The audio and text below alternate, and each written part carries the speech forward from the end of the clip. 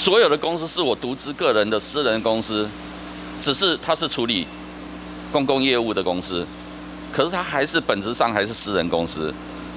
那怎么会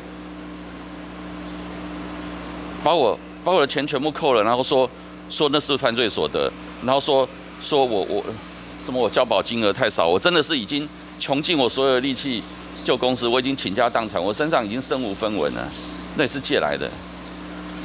其实我真的是很想死。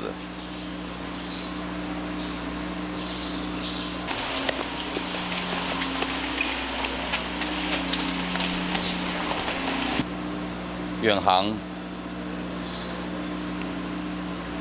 是处理公众事务的私人公司啊，那还有投资人愿意承接，愿意救远航，愿意救需要工作的几百个员工。我希望真的这个不要断了远航的生路。上个礼拜回去拿800万，那个是您的钱还是公司的钱？帮我们解释一下。这是我个人100%独资未公开发行的私人公司，公司的钱就是我的钱，我没有任何股东，这件事件没有任何的受害者，因为我是独资的人，独资的唯一股东。那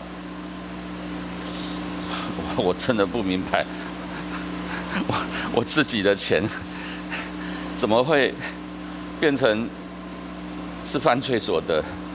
那全台湾这么多的私人公司、未公开发行公司，那不全部自己所有老板都不能管自己的钱呢？那我们台湾的民主价值在哪里？现在公司所有的资金都是以救公司为主，负债是我们一还再还的事情，都是以公司为主，希望公司能够后续有投资人接手能生存。这些负债总金额并不高，全部是用在远航。那投资人接手，自然债务问题就能解决，员工的问题也能解决。所以，我现在求生存唯一的目的就是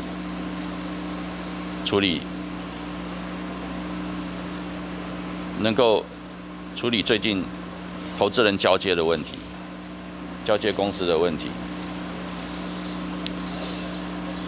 如果说实在话，没有投资人，我早就自杀了。我根本不会去逃亡啊！有什么要逃亡早逃亡啊！而且那是我自己的钱啊！所有现在查扣3600万都是我的钱啊！